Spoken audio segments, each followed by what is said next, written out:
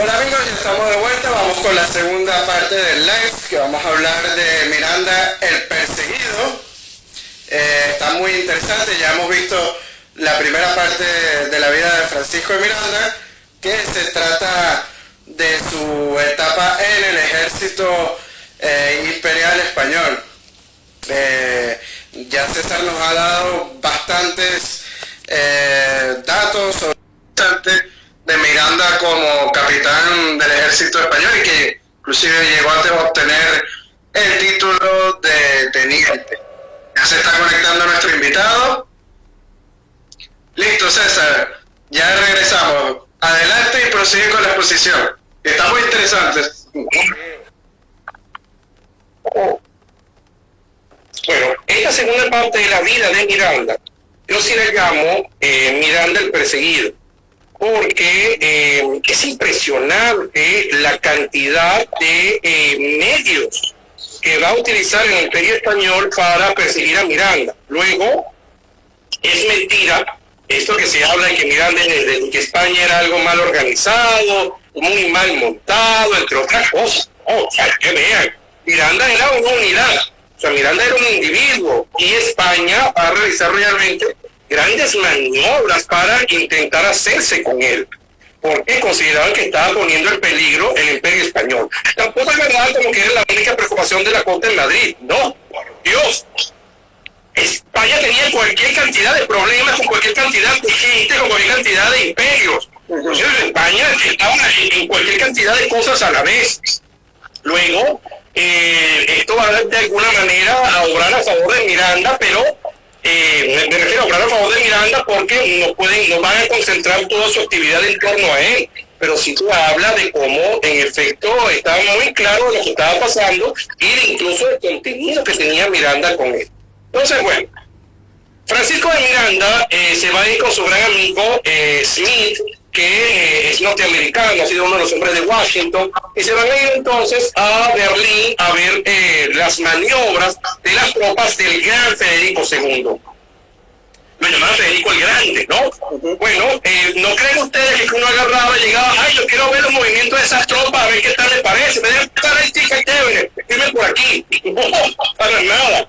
Miranda tiene que escribir diciendo, yo soy oficial del ejército español y estoy licenciado, estoy por allí aprendiendo cosas. Miren, yo soy el teniente coronel, lo dice Florida Blanca, por lo tanto, señor, déjeme pasar. Y es así como Federico II permite que Miranda vaya a revisar o vaya a ver los movimientos de sus tropas. No es verdad, lo he escuchado en alguna pauta, una de estas cosas descabelladas, que Miranda era íntimo con Federico II, pero es que ni lo conoció. O sea, Federico II ya estaba en sus últimos años, de hecho, y a Miranda solamente se le permite pasar a ver el movimiento de los ejércitos. Pero como está Miranda, también está Smith, que viene por Estados Unidos, está Lafayette, que viene de Francia, es decir, era un espectáculo militar en la época ir a Berlín a ver cómo se movían las tropas de Federico II.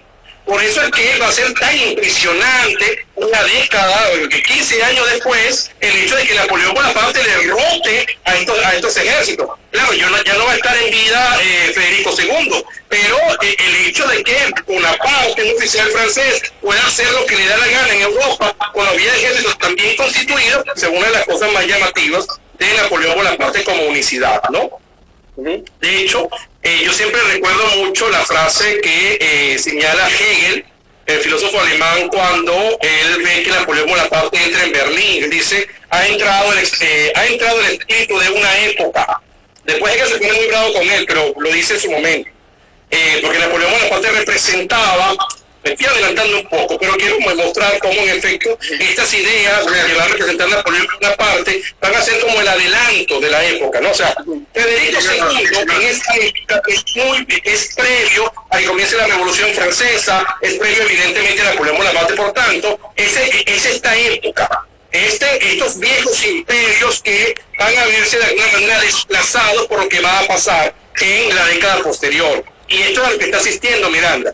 Miranda está observando estos movimientos militares, ¿no? Bueno, Francisco de Miranda entonces se va a conseguir con que parece que gracias a ser oficial español sí va a ser recibido por el emperador José II.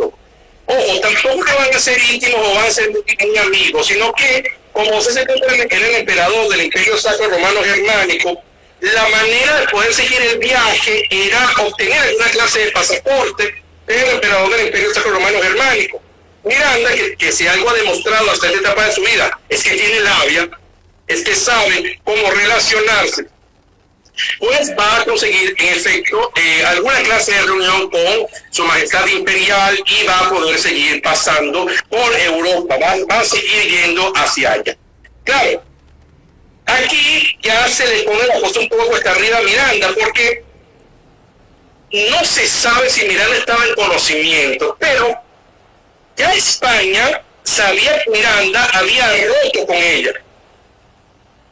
Y por ello, España había hablado con Francia, cuando todavía había monarquía en Francia, para conseguir que Miranda, como desertor del ejército español, fuera apresado en territorio francés. Es decir, si Miranda pisaba territorio francés o pisaba territorio español, iba directamente a la cárcel, porque existía este tratado, esta alianza entre España y Francia, No se sabe que Miranda está enterado de esto, no se sabe, pero Miranda, en lugar de ir hacia Occidente, sigue hacia Oriente, sigue hacia allá, sigue hacia los Balcanes. Él no se va a parar o no se va a devolver a Francia, de hecho no va a ir a Francia en este momento. Miranda, entonces, va a pasar primero por la península itálica, va a conocer Milán, va a conocer Nápoles, Roma, la ciudad inmortal, luego va a ir al Mar Egeo, va a estar por Grecia, luego va a pasar por Egipto, va a Asia en general, va a conseguirse nada más y nada menos que en la famosa Constantinopla, ¿no? Miranda va a ir por varias partes, va a estar con los turcos en ese momento, e inmediatamente Miranda va a ir desde el imperio de los turcos, va a ir a Rusia. Miranda se va a Rusia. En Rusia, Miranda era un seductor natural, y antes de explicarles esto, quiero entonces leerles una descripción de Miranda, para que ustedes puedan entender a qué me estoy refiriendo, porque a veces la gente no lo entiende, ¿no? Leerles una descripción de Miranda. Miranda. Francisco de Miranda tiene 5 pies y 4 pulgadas de estatura, cabellos y cejas brunos, ojos grises, frente ancha y despojada, cara redonda y lisa.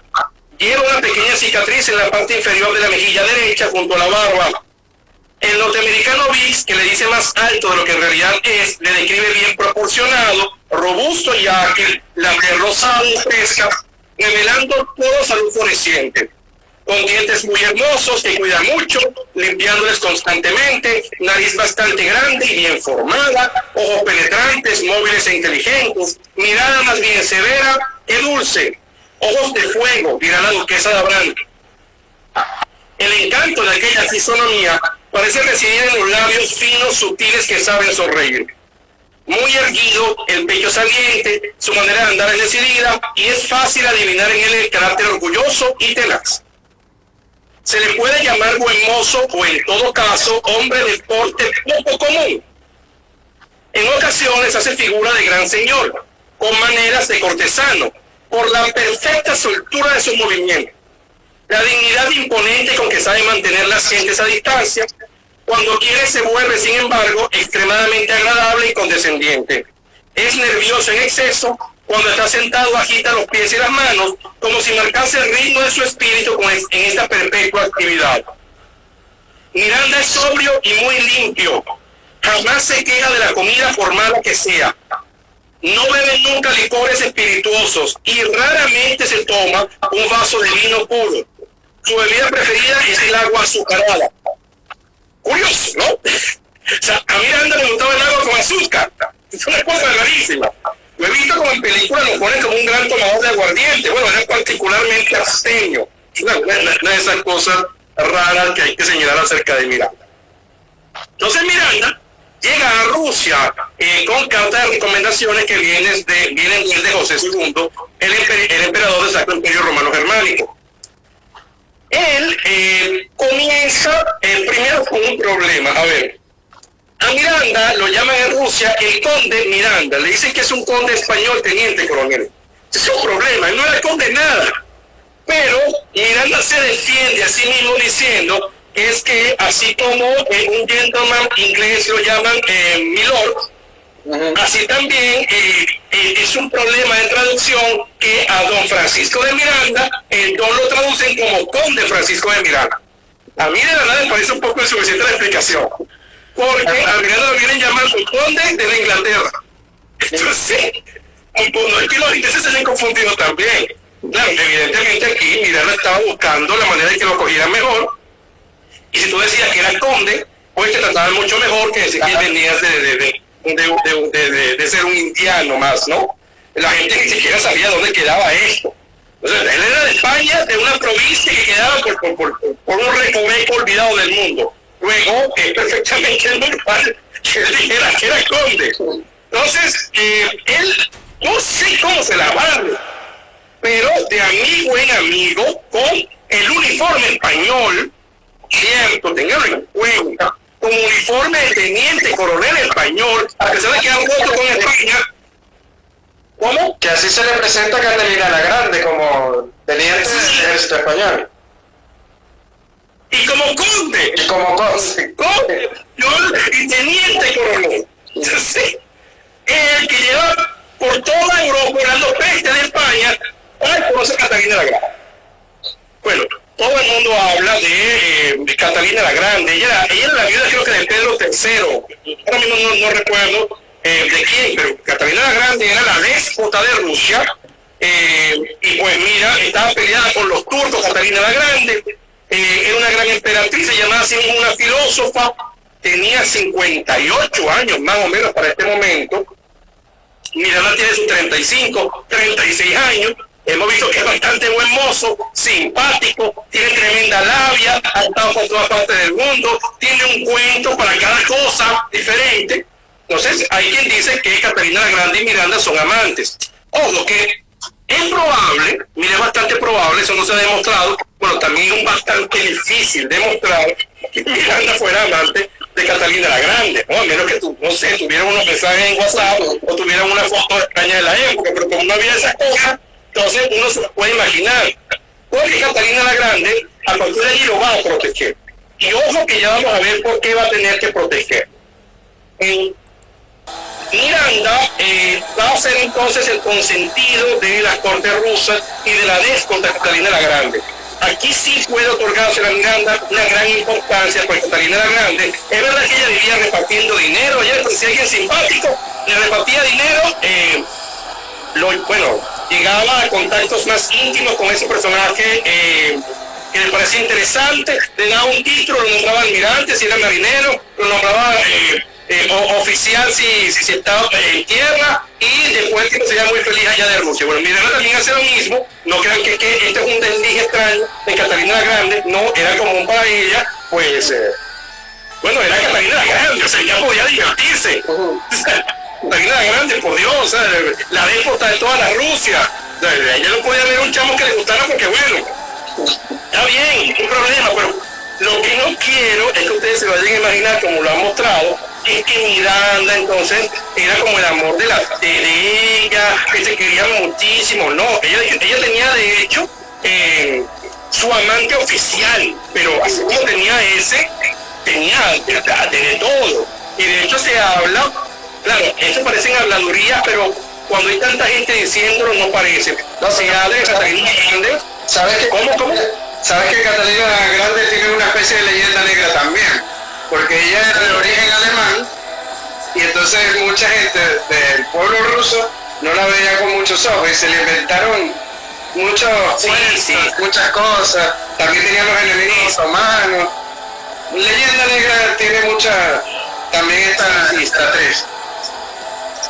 O sea, realmente incluso se habla de que murió, se habla de prácticas zoofílicas. Sí. Yo no lo sé. Por otra parte, el Imperio Otomano era obvio que ella se iba a pelear con ellos, ¿no? Es que era lógico, incluso con los polacos también. Vamos, ella era la déspota de toda la Rusia, ese era su trabajo. O sea, así con los grandes imperios. Entonces, nada, Miranda sí tiene su favor, y sí yo podría considerar que Catalina la Grande lo tiene entre sus favoritos, bien favoritos, ¿no?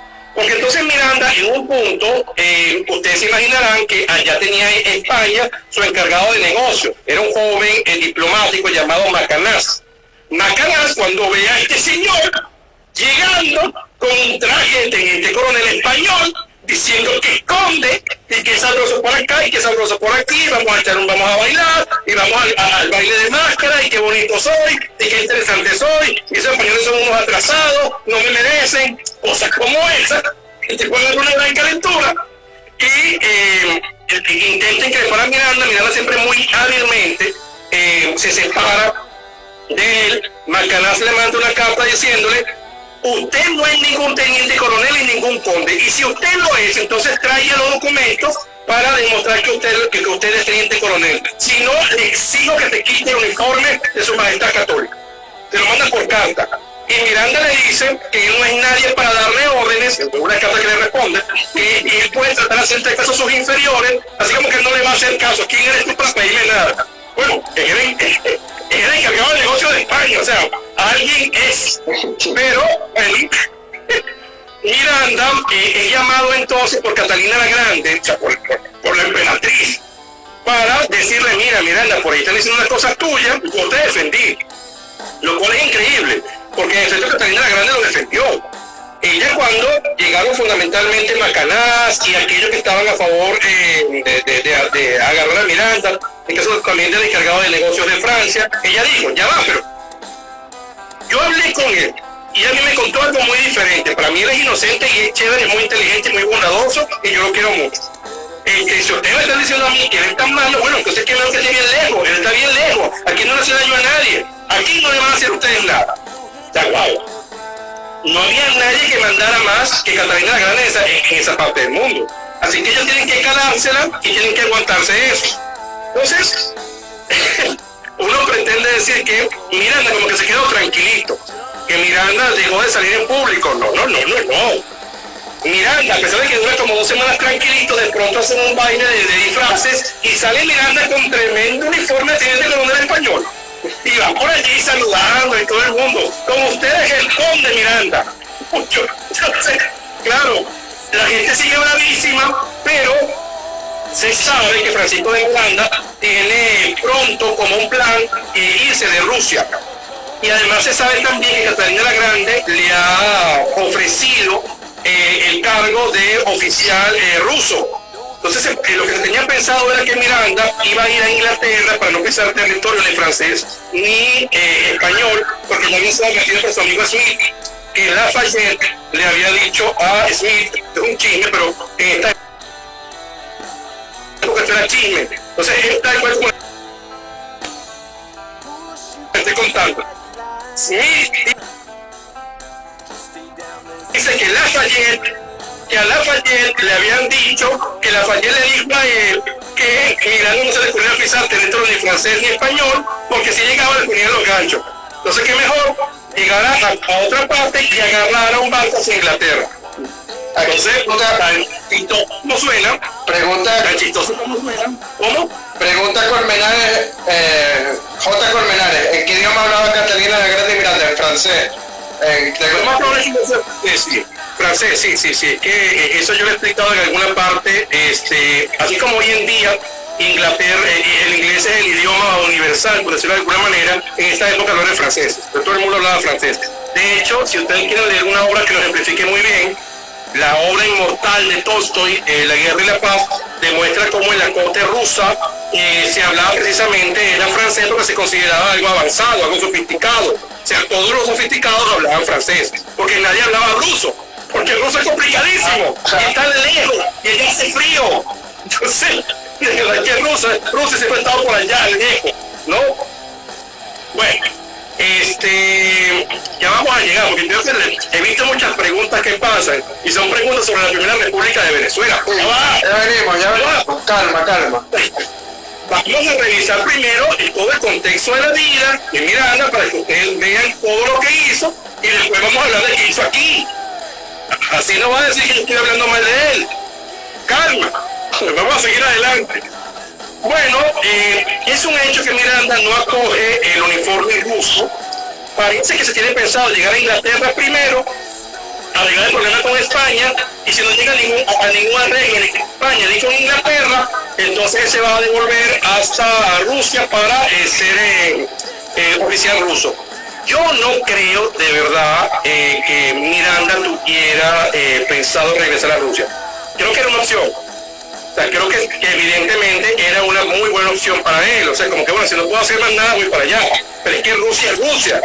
O sea, ir a vivir a Rusia, ir a vivir alejado de todo el mundo. Ay, qué sabroso, está Catalini. Yo la quiero mucho, ya me quiero. A Rusia no es nada atractiva. La corte rusa era otra cosa, pero Rusia no era nada atractiva para vivir. Moscú, San Petersburgo, qué sabroso. Pero Rusia no era atractiva. O sea, atractivo era Londres, atractivo era Madrid, atractivo era París, atractivo era Berlín. Mira, hasta Estocolmo era más atractivo. Pero Moscú, más allá que Miranda era indiano, y allá pega frío, pero frío en serio. O sea, no estamos hablando de locura, y no había calefacción. Wow, o sea, también hay que entender un poco esto, ¿no? Bueno, Miranda, aquí viene otro problema de Miranda. Miranda se va de Rusia al final. Y cuando se va, se acaba ese conflicto que había entre los representantes diplomáticos o los encargados de negocios de Francia y España con Podonquín y con toda esta gente que estaba acá a favor de Miranda con Catalina la Grande. Claro, Catalina le da primero, antes que se vaya, una plata. Hay quien habla que fueron 1.000 rublos, hay quien habla que fueron 3.000 rublos. Se va con una plata.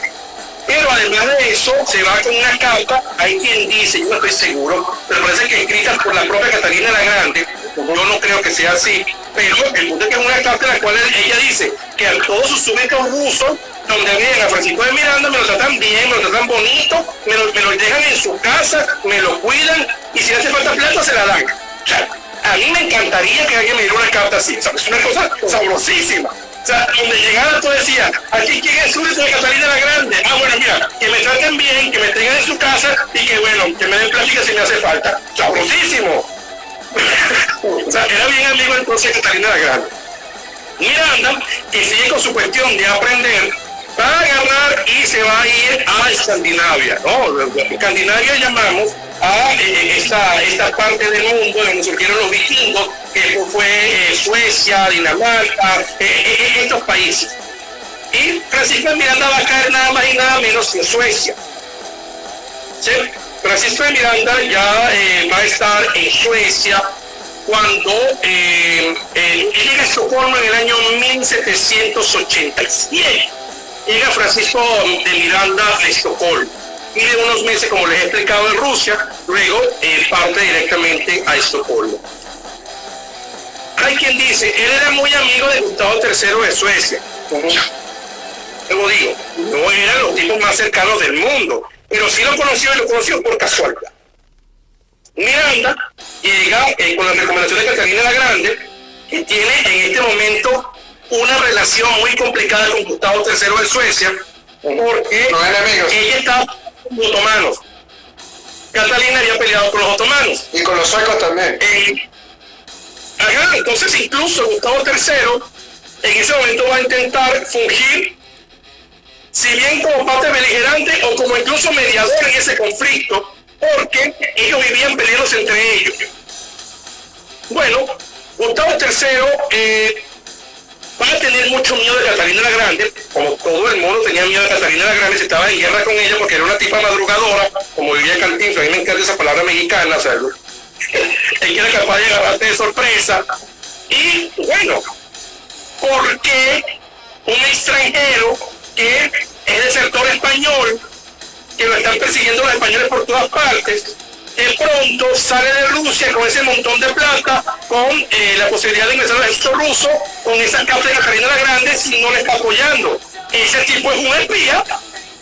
Claro que es un espía, dice Gustavo III de Suecia, pero cuando le muere, él dice, es un espía, agárrenlo y mándenlo entonces preso a España. Pero le muestran que puede ser un problema porque Catalina la Grande lo quiere mucho. Entonces meterse en ese problema para Gustavo III era complicado. Bueno, Miranda llega con su cartica de recomendación, sabiendo que está en problemas, pues llega con su carta de recomendación y está revisando la biblioteca de allá en Estocolmo, la realeza, y de pronto va pasando Gustavo III. ¡Ay, mira! ¿Quién es ese? No, ese es Miranda, ¿está claro?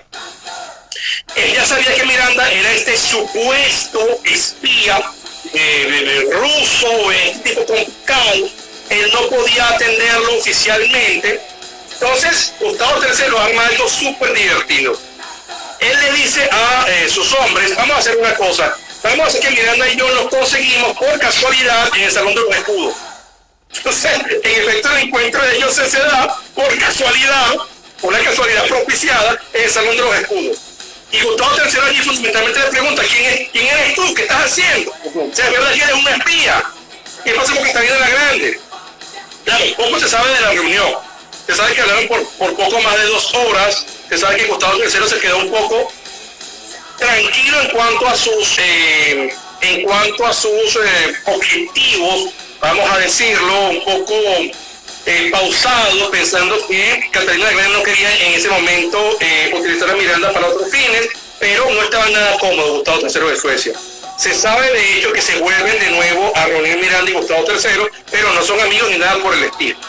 Yo creo que si hay algo que ha demostrado Gustavo III, o que queda demostrado con Gustavo III en la historia, además de ser un poco timorato, era esta cuestión de buscar los asuntos por sí mismo. O sea, pocos reyes, pocos emperadores en la época se metían tanto en los asuntos de su reino personalmente. No mandaban a un ministro. El mismo dirigía su propio ejército. Sí, o sea, esto habla mucho de él, de quién era este rey. Por eso es que no le va a parecer a ustedes extraño que él esté tan nervioso por la presencia de Miranda allí. No porque Miranda sea quien sea, no, que viene de Catalina la Grande. Ese es el problema. O sea, ¿quién es él? O sea, para Gustavo III no era creíble. Ahí que eres un estudioso que está por allí viendo cosas y quiere ver cómo funcionan las cosas aquí. Para él era un espía. Bueno, Miranda sigue por Europa, su periplo, está en Constantinopla, está en Escandinavia, va a Dinamarca. Una cosa muy interesante de Miranda aquí en Dinamarca es que él va a revisar el sistema carcelario o penitenciario danés. Él considera que existe un gran problema porque hay tanta autonomía en las prisiones que son los carceleros los que se hacen cargo de los castigos y de la prisión de los presos, lo que hace que evidentemente estén en muy malas condiciones. Hay quien dice, yo creo que esto es una exageración, pero hay quien dice que a partir de allí comenzaron a echarle más vistazo desde el Estado danés a las cárceles. Yo creo que esto es muy exagerado. Creo que Miranda no tenía ninguna posición mundial como para hacer un señalamiento tan importante. Pero, bueno, eso es lo que se dice y estoy obligado a ustedes a decirles lo que se dice. Bueno, Francisco de Miranda, de este modo, pasa por Dinamarca, vuelve a Alemania, va a Suiza y luego de esto es cuando él va a ir a Inglaterra. Como les digo, él ni loco pisa Francia ni pisa España, porque sabe que lo están esperando más bien para ponerle los ganchos. Entonces, bueno, es curioso porque Francisco de Miranda, cuando llega a Inglaterra, él busca de hablar con el Prime Minister, o sea, con el primer ministro, para ofrecerle ya planes para las provincias de ultramar. O sea, ya comienza aquí a ofrecer planes con mapas, con documentos, con cosas. Y pues mira, hay una cosa que se demuestra también. El plan se llama Miranda, ¿cómo? El plan se llama Maitland, para quitarle las provincias americanas a España. Al final no tiene éxito, como bien sabemos. Al contrario, él dura un tiempo esperando. Parece que William Pitt le hace un primer pago.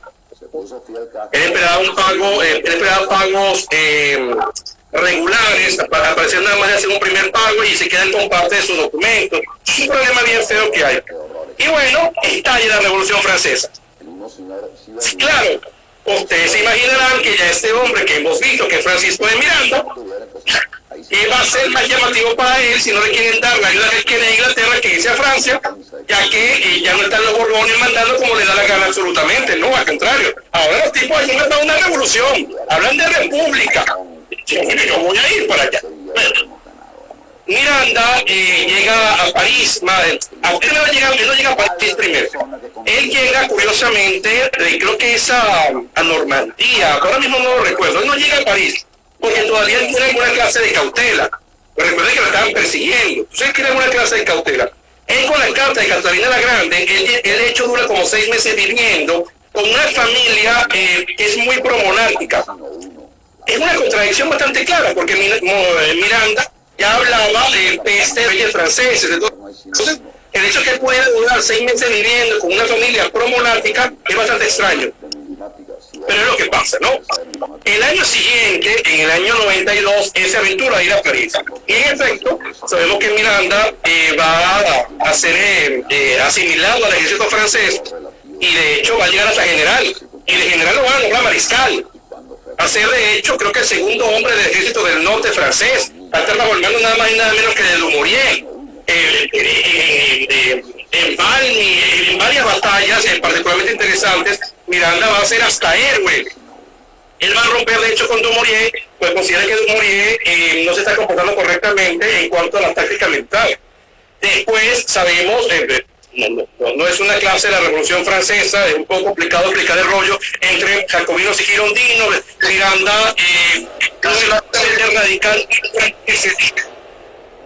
Al final, Miranda va a ser encarcelado, como muchos otros. Recordar que cuando llega el terror a Francia, pues mira, hasta Danton salió, hasta Georges Danton, el gran revolucionario, salió bastante mal, salió muerto, ¿no? A Miranda también parecía todo indicar que lo iban a guillotinar.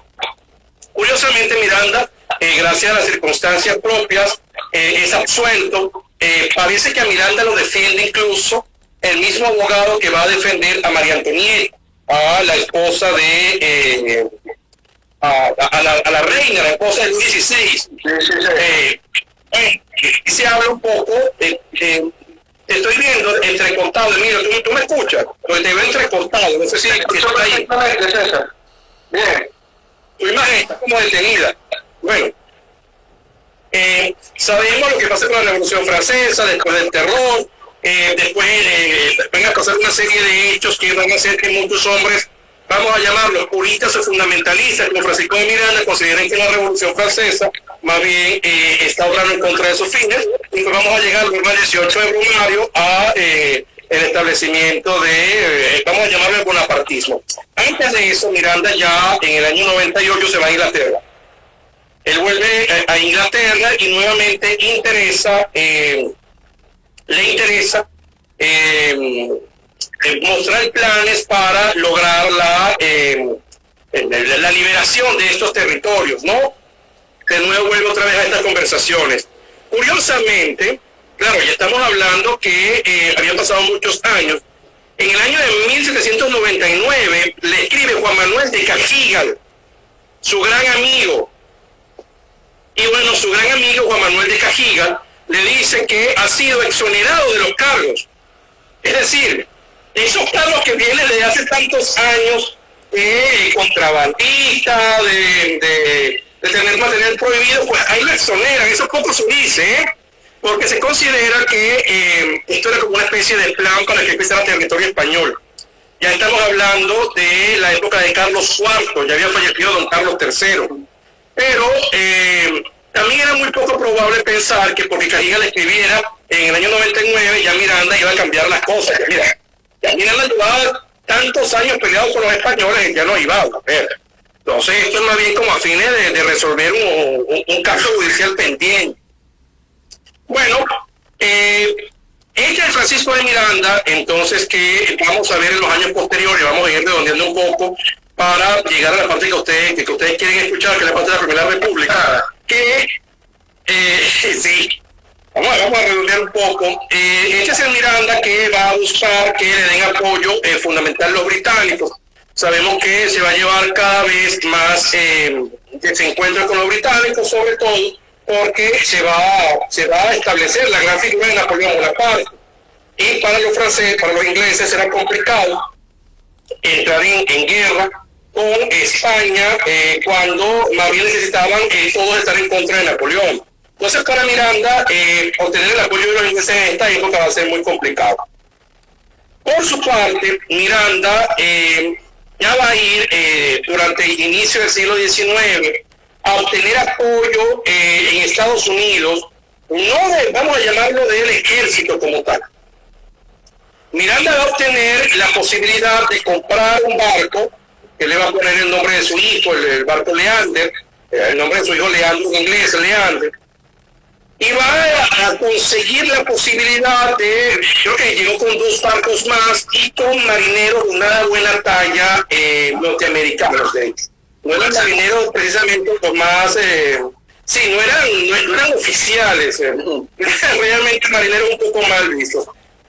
Por esa época se habla un poco del carácter de Miranda, y se los quiero leer, ¿no? Para que puedan entender qué pasaba con Miranda ya en esta época. Su flaco principal parece haber sido esa debilidad a la que pocos hombres escapan. Le gustó estar a un lado y hablaba de sobra de sí mismo. Su vida, sus sufrimientos, sus acciones surgían sin cesar en la conversación, en la cual con demasiada frecuencia era el único en hacerse oír. Además, a consecuencia de una disposición natural estimulada por la manía filosófica dominante en el siglo XVIII, se expresaba a veces con un tono solemne y bastante desapacible. Parece siempre estar a caballo sobre los grandes principios, o bien en la cátedra predicando la moral como él la entiende, porque es un moralista o más bien un moralizador. El defecto más enojoso del carácter de Miranda es una impulsividad que le conduce a actos irreparables hacia sus colegas y subordinados, y de la cual conoceremos los efectos durante su residencia en Francia y posteriormente.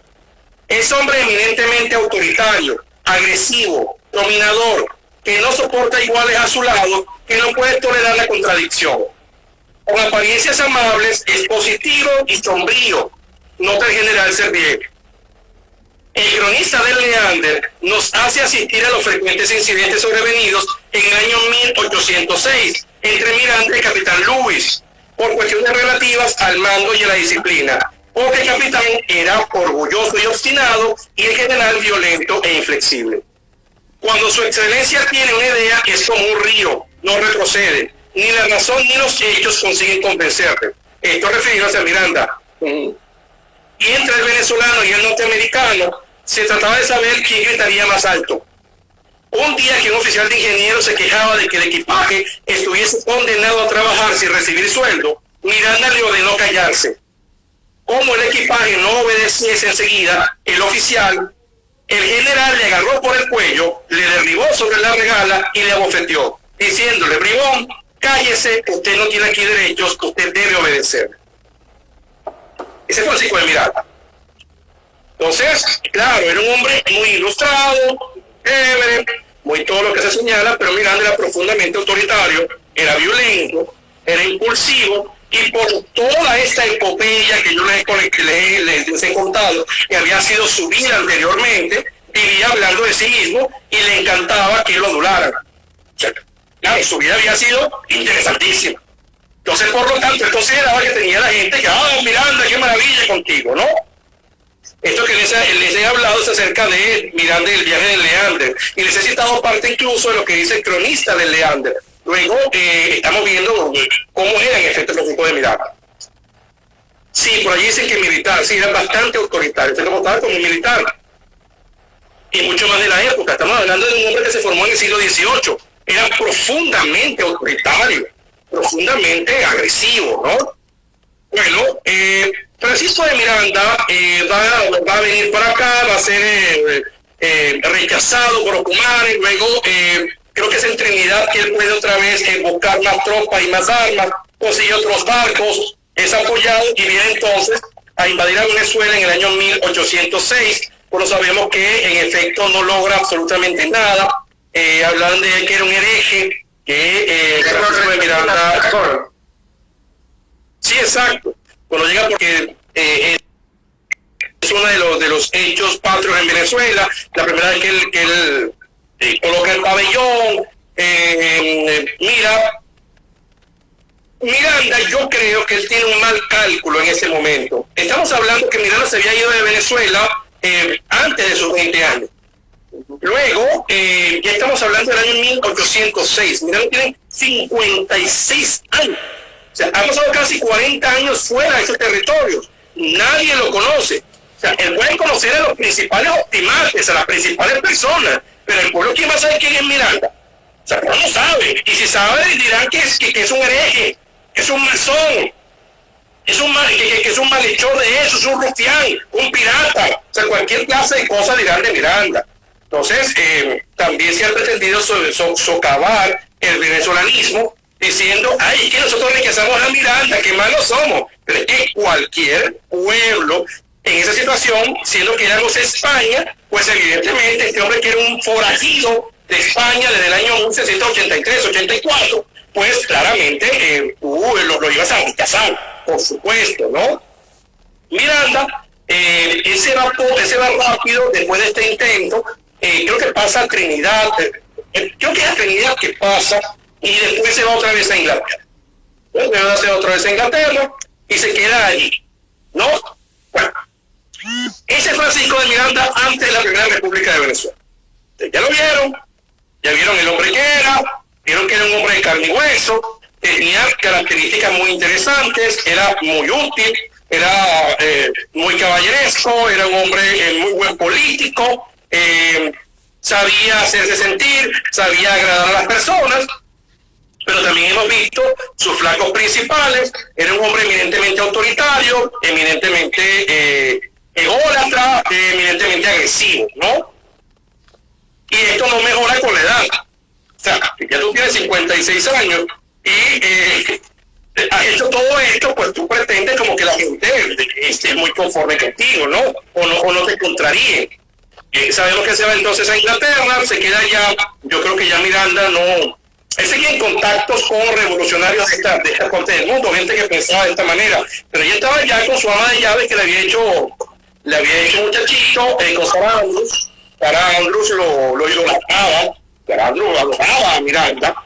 Bolívar, y bueno, también. ¿Cómo? Que Bolívar también era uno de los que lo admiraba al principio. Claro, yo diría que Bolívar,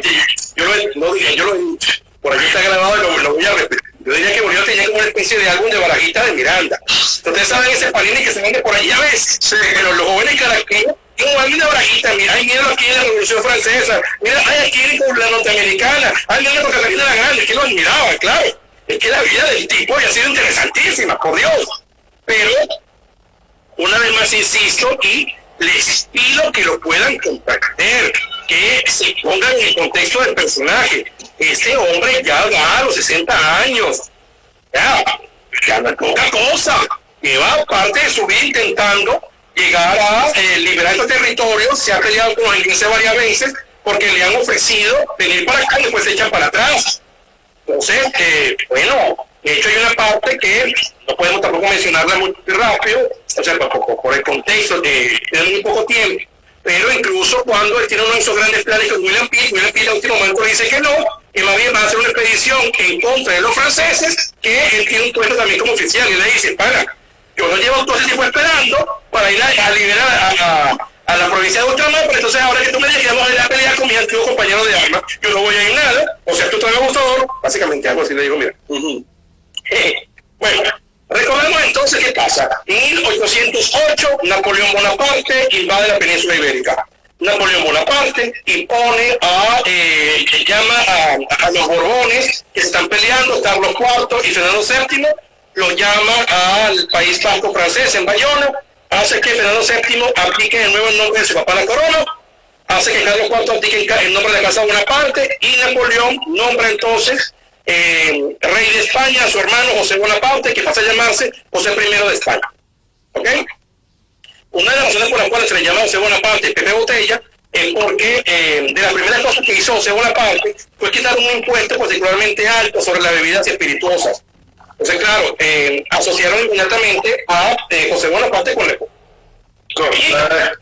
Se llaman botella, porque la gente, bueno, al estar más barato el licor, pues, okay. Sabemos entonces que al existir este problema, el hecho de que Francia invade España y coloque allí en el trono a un Bonaparte, hace que se constituyan juntas, y en este caso en Venezuela llamamos la Junta Conservadora de los Derechos de Fernando VII, nuestro señor y rey. Bueno, estamos cuidando el trono a Fernando VII y mandamos varias delegaciones, una a Inglaterra, una a Estados Unidos, para buscar el reconocimiento de ellos mientras estamos en este problema aquí. Simón Bolívar pone el barco, pone la plata para ir a Inglaterra, su hermano Juan Vicente pone la plata para irse a Estados Unidos. Bolívar se va a ir, Juan Germán Rocio es el jefe de Relaciones Exteriores de la época, y a él le parece espantoso mandar a Bolívar solo, que ese era un cabeza caliente de primera, tenía 20 y tantos años Bolívar. Entonces Rocio lo manda con Andrés Bello, que tiene un año más que el Libertador, pero ha sido secretario de Rocio, y como no se fía de estos veinteañeros, manda con ellos a Luis López Méndez, que es un viejo funcionario que tiene sus 50 y tantos años. Se van ellos a Inglaterra. Claro, la instrucción es, no vayan a hablar con Miranda, porque si estamos diciendo, si el 19 de abril del año 1810 dijimos que éramos leales a Fernando VII y que le estábamos cuidando el trono, ¿cómo vamos nosotros a traer a Francisco de Miranda, que llevan décadas persiguiéndolo? Es una contradicción. Bueno, Bolívar, que era como era, lo primero que hace es llegar a Londres es ir a buscar a Miranda. Aquí ya se habla de que Bolívar demostró una admiración increíble por Francisco de Miranda. Miranda no... Recordarán ustedes del inicio que Miranda tenía muy malos recuerdos de la provincia de Venezuela, porque a su padre lo habían humillado los mantuanos, ¿no? Considerándolo un canario de inferior ralea. Bolívar era mantuano. Bolívar estaba emparentado con todo lo que habían humillado al papá de Miranda. Entonces, poco va a querer Miranda a Bolívar. Curiosamente, Miranda se lleva muy bien con Andrés Bello, porque Andrés Bello es un muchacho que no viene de una élite y es muy bien leído. Entonces, Andrés Bello, de hecho, se va a quedar en la casa de Miranda junto con Luis López Méndez, y Andrés Bello va a disfrutar particularmente la biblioteca de Miranda, biblioteca gigantesca. Entonces, imagínense ustedes a Andrés Bello metido en esa casa. O sea, esto sí es un niño llegando a Disney. O sea, wow, ese montón de libros que no se puede leer aquí, y él llega y los ve todos. Es una cosa maravillosa. Y esas cosas interesantes es que Bolívar invita a Miranda a venir. Bolívar se viene adelante, y después cuando Miranda llega, no se tiene realmente no se tiene una opinión que haya sido, ¿cómo les explico? Que sea unánime al respecto. Pero yo creo mucho en la tesis de que Francisco de Miranda, cuando llega al puerto de La Guaira, como él le gustaba ser como era, él se va con el uniforme de mariscal francés. Es una cosa interesantísima, ¿no? Yo me imagino. Nos quedan 10 minutos. Nos quedan 10 minutos. ¿Qué hacemos?